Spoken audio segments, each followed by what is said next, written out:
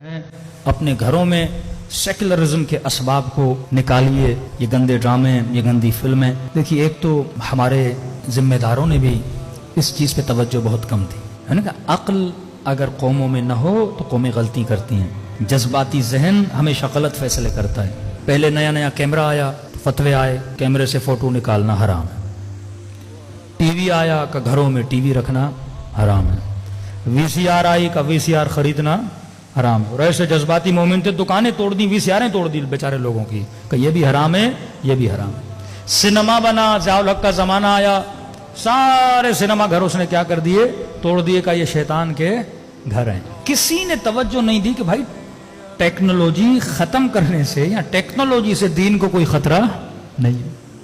اب زمانہ گزرتا گیا، اب سب سے بڑے کیمرے بھی مولویوں کے پاس ہیں، بڑی بڑی ٹی ویوں پہ، اسکرینوں پہ، رمضان میں بھی سامنے مولوی بیٹھا ہوا ہے۔ ہاں، فضل الرحمان سے کسی نے کہا مولانا آپ کا فتویٰ تھا فوٹو نکالنا حرام ہے، بڑا چالاک اس نے بھی ایسا جواب دیا کہ ابھی اس میں تھوڑا فکر کرنا پڑے گا زمانے کے حساب سے۔ وہ پھر تبھی تو لوگ کہتے ہیں مولوی اپنے پر آئے تو کوے کو بھی کیا کر دے؟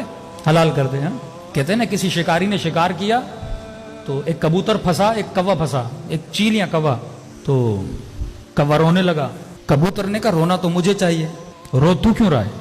میں حلال بھی ہوں، مجھے تو ذبح کر دے گا، تو حرام ہے۔ کہ تجھے نہیں پتا جس نے شکار کیا وہ مولوی ہے، تیرے اوپر شاید رحم آ جائے چھوڑ دے، لیکن مولوی مجھے نہیں چھوڑے گا، وہ کہیں نہ کہیں سے کوئی روایت نکال کے حلال کر کے مجھے کھا لے گا۔ یہ وہ علماء سو دین کا ستیہ ناش کیوں ہے؟ کیونکہ شعور نہیں تھا۔ آپ کے یہاں اجتہاد تھا حلالے کے مسئلے۔ ہاں، سماوی صاحب شیعہ بنے یا انہوں نے تونس میں اتنے شیعہ کیوں بنا؟ کہتے فقہ کی وجہ سے۔ فقہ اہل بیت ایک زندہ فقہ ہے، وہ اپنے زمانے کے حساب سے آسانیاں پیدا کرتی ہے، فتوے دیتی ہے۔ وہاں پہ قدماء کا ذہن تھا کہ دودھ کا قطرہ بھی پی لیا تو بہن ہو گئی، بھائی ہو گیا، بڑی عورت نے بھی پی لیا تو وہ بھی بہن ہو گئی، بھائی ہو گیا۔ نکاح ٹوٹ جاتے تھے، طلاق کے مسئلے، 3 طلاق کا مسئلہ، آپ کی فقہ سیار تھی، یعنی زندہ فقہ تھی۔ مردہ مجتہد کو کبھی شیعہ اس کی تقلید نہیں کرتا، زندہ مجتہد زندہ ہے، زمانے کو دیکھ رہا ہے، مسائل کو دیکھ رہا ہے۔ اب خمینی صاحب نے فتویٰ دیا اپنے زمانے میں، آج زمانہ بدل چکا ہے، اس حساب سے فتویٰ ہوگا۔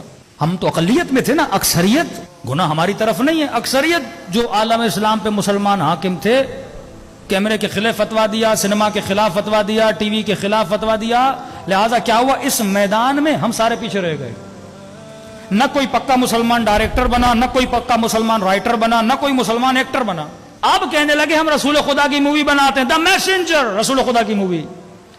ہاں بھائی، حضرت حمزہ کون بنے گا؟ جناب عمر کون بنے گا؟ جناب عثمان کون بنے گا؟ ایک مووی بنا رہے نا آپ، نبی کا صاحب بھی ہیں، رسول بھی ہیں، ہاں سب لوگ ہیں، اس میں سب کسی نے کیریکٹر نبھانا ہے۔ تو حضرت حمزہ کا کیریکٹر ایک ہالی ووڈ کا ایکٹر نبھا رہا تھا۔ فلم اسلام کی بنا رہے ہیں لیکن سپاہی دشمن کے لے رہے ہیں، کیونکہ ہم نے اس انڈسٹری میں کام ہی نہیں کیا۔ آج بھی اگر کوئی اسلام کی آپ مووی بنانا چاہو، اس فیلڈ میں اتقیاء، متقین، صلحاء ہے ہی نہیں۔ ہم نے تو کہا ایکٹنگ حرام ہے۔ بھئی ایکٹنگ کیوں حرام ہے؟ اگر آپ ایک اچھے ڈرامے کے لیے ایکٹ کر رہے ہو تو حرام کیوں ہے؟ اگر آپ اچھی کہانی، کوئی اخلاقی، کوئی ایتھیکل، کوئی معاشرے کو سدھار پیدا کرنے کے لیے، میں نے کہا 5 منٹ کے لیے آپ ایک سٹوری پڑھتے ہو، ذہن میں سوچتے ہو نا کہ بندہ جا رہا ہے، بندہ بیٹھ رہا ہے، بندہ اڑ رہا ہے، بندہ گاڑی میں بیٹھ رہا ہے، تو ساری پلاننگ کہاں کرتے ہو؟ ذہن میں کرتے ہو۔ اسی پلاننگ کو تم نے سنیما کے پردے پہ کیا کرنا ہے؟ اتار دینا ہے نا، اچھے خیال، اچھی سٹوریز کو۔ تو یہ میدان ہم نے خالی چھوڑا، اور اس وقت ہماری مائیں بہنیں ڈراموں پر، ہمارے بچے ڈراموں پر، پہلے تو 20 قسطیں، 40 قسطیں، اب تو اتنی سیریز نکل گئی کہ بندے کی شاید عمر ختم ہو جائے، سیریز ختم نہ ہو۔ اتنا مٹیریل میڈیا پہ پڑا ہوا ہے، اتنا ڈیٹا دشمن نے بنا دیا ہے۔ ہارر دیکھنا ہے، ہارر ڈیٹا، اینگر دیکھنا ہے، ایکشن موویز، گندگی دیکھنی ہے، گندگی والی موویز۔ کیا دیکھنا ہے آپ نے؟ اس نے پلیٹ میں ہر شے رکھی آپ کے جوان کے لیے، آپ کی نسلوں کے لیے۔ اب سوال یہ ہے، یہ سنیما کب بنتا ہے، انڈسٹریز کب بنتی ہیں؟ جب آپ کے پاس حکومت ہو۔ آج حکومتوں کی توجہ کہیں اور ہے، فلم انڈسٹری پہ نہیں ہے، ڈرامہ انڈسٹری پہ نہیں ہے، تو بڑی آسانی سے معاشرے میں انتشار پھیل رہا ہے نا، بے حیائی پھیل رہی ہے۔ خمینی صاحب کا نظریہ یہ تھا، جب تک حکومت اسلامی نہیں ہوتی سنیما اسلامی نہیں ہوتا، جب تک حکومت اسلامی نہیں ہوتی میڈیا اسلامی نہیں ہوتا، کیونکہ جب آپ کے پاس حکومت ہوتی ہے، ٹولز ہوتے ہیں، ابزار ہوتے ہیں، بجٹ ہوتا ہے، آپ پورے معاملے کو، پورے معاشرے کو سدھار سکتے ہو نا، جب تک چیزیں آپ کے پاس نہیں ہوں گی۔ لیکن اب کیونکہ سوشل میڈیا ہے، انڈیویجولی بھی لوگ کام کر سکتے ہیں۔ اہل سنت اس پہ بڑا اچھا کام کر رہے ہیں، بریلوی حضرات بچوں کے لیے کارٹونز بنا رہے ہیں، اچھے اچھے کام کر رہے ہیں، آپ لوگ بھی کر سکتے ہو، نوجوان اس فیلڈ میں جا سکتے ہیں، کوئی ڈائریکٹر بنے، کوئی رائٹر بنے۔ اب کسی نے امام علی کا کوئی قصہ رائٹ کروانا ہے، کسی نے اخلاق پر، صبر پر، یہی جو 75 لشکر امام جعفر صادق بتا رہے ہیں، ایک ایک لشکر پہ ایک ایک سیریز بن سکتی ہے قصوں کی صورت میں۔ 1 گھنٹہ میں مجلس پڑھوں وہ آسان ہے، یا آپ کا بچہ 20 منٹ، 4 منٹ، 7 منٹ ڈیلی ایک کارٹون دیکھ کے، ایک مووی دیکھ کے، ایک سٹوری دیکھ کے اس کا ذہن میں اثر زیادہ ہوتا ہے۔ میں اکثر نوجوانوں کو کہتا ہوں، آپ میں سے کتنے لوگ ہیں جس نے کوئی ایک کتاب پڑھی ہو جناب مختار کے بارے میں؟ آپ میں سے کتنے لوگ ہیں جس نے امام رضا کے بارے میں کوئی کتاب پڑھی ہو؟ اکثر لوگوں نے جناب مختار کو پہچانا مختار نامے سے، سیریز سے دیکھا نا آپ نے۔ جناب یوسف کا ڈرامہ دیکھ کے آپ کو انبیاء کی تاریخ کا پتہ چلا نا، امام رضا کی فلم دیکھ کے آپ کو امام رضا کا پتہ چلا نا۔ تو وہ پوائنٹس جس پہ دشمن کام کر رہا تھا، اور یہ توہین سب سے زیادہ اس کی ابتدا میڈیا سے ہوئی۔